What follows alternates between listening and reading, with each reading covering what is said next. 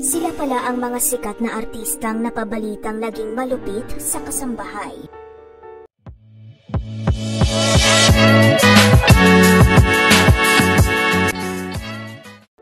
Sunshine Dizon.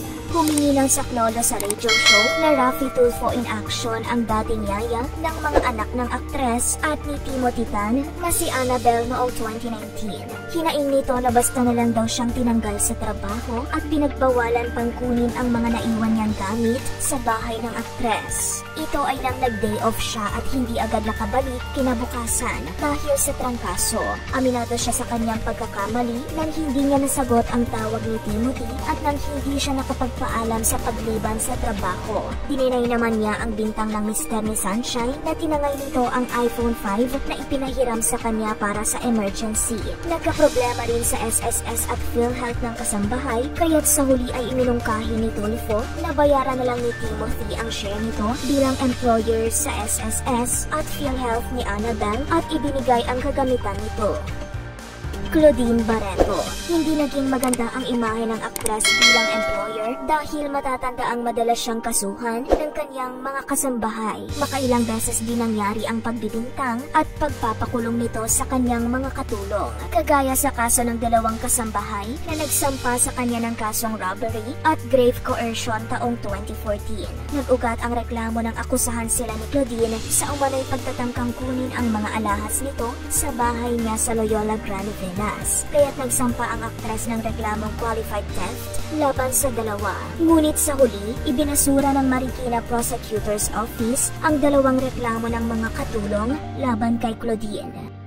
Maricel Soriano. Ikinagulat ng publiko ang reklamong pangmamaltrato at hindi pagpapasahod ng Diamond Star sa dating niyang kasambahay na sina May at Camille. Unang pumutok ang sigalot sa pagitan ng mga ito noong 2011 kung saan umabot sa piskalya ang usapin at nasangkot ito sa kasong grave threat, unjust vexation, slander, oral defamation at physical injuries. Kwento ng dating mga katulong, matindi ang pangmamalupit sa kanila ni Maricel at ilan sa mga ito ay ang pamimisikal, pangbumura at pagbabanta sa kanilang buhay gamit ang baril. Anila pa, ang rason kung bakit nag-iiba ang ugali ng aktres ay dahil di umano sa paggamit nito ng ipinagbabawal na gamot. May pagkakataon din na hindi na sila nakakakain para lang matugunan ang pangangailangan ng aktres. Ayon naman sa buwelta ng kampo ni Maricel, pinagnakawan umano siya ng dalawang kasambahay na kaagad naman nilang itinanggi. Rufa Gutierrez. Matinding pambabatikos ang natanggap ng aktres dahil sa lumabas na ulat tungkol sa umano'y hindi magandang pagtrato nito sa dalawang kasambahay na nagmula pa sa Mindanao. 2 linggo pa lang silang naninilbihan pero pinalayas na ito ng aktres dahil nakaalita nila ang mayordoma ni Rufa na 18 years nang nanunungkulan sa kanya. Walang pamasahe ang mga ito kaya hindi sila agad nakauwi dahilan para tumambay sila sa labas ng gate sa subdivision na tinutuloyan ng aktres. Dahil sa karanasan nila, nagsampa ng kaso ang dalawang kasambahay. Sa huli, natalo sa kaso si Rufa, kaya't nagdesisyon itong bayaran ang dalawang kasambahay sa halagang 13,299.92 pesos at unpaid wages prorated 13-month pay sa loob ng 10 araw pagkatanggap nito ng Notice of Finality of Decision mula sa Department of Labor and Employment. Barbie Imperia. Ikinadismaya ng mga fans ang lumabas na balita noong December 2019 matapos magreklamo ang dating personal assistant ng aktres sa tanggapan ni Raffy Tulfo. Sa una ay hindi na-reveal ang pangalan ni Barbie at ipinakita lamang ang kanyang blurred photo pero sa huli ay tinawagan na ito at matapang na hinarap ang reklamo sa kanya.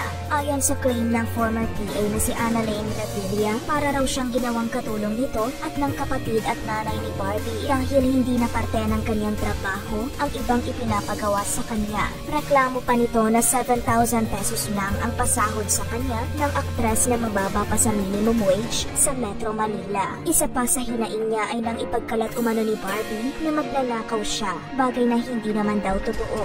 Sa huli, hindi nito nakasuhan ng cyber libel ang aktres dahil sa kakulangan ng ebidensya. Nakipag-ayos naman ang aktres at nangakong ibibigay ang kakulangang sahod. Janela Salvador. Gumawa ng headlines ang aktres ng masangkot sa kontrobersyang kagaya sa case ni Barbie Imperial. Dumulog sa programa ni Raffy Tulfo ang dating PA nito na si Michelle Talongco para ireklamo ang hindi tamang pagpapasahod nito dahil hindi raw ibinigay sa kanya ang 3,600 pesos na kabayaran sa karagdagang 12 days na serbisyo niya bilang alalay. Dismayado rin si Raffy Tulfo dahil hindi katulad ni Barbie na binigyan ng solusyon ang problema, hindi naman hinarap ni Janela ang issue nila kaya pumanig ito sa PA. Nag-viral naman ang Twitter post ni Janela tungkol dito at sinabi na, "If you're gonna twist the story in your desperate attempt to get money from me, sorry hon, 3.6K is small and I would gladly give it to someone who deserves it, not worth my time." Ano ang susunod na top list na nais mong mapanood? Comment your suggestions down below.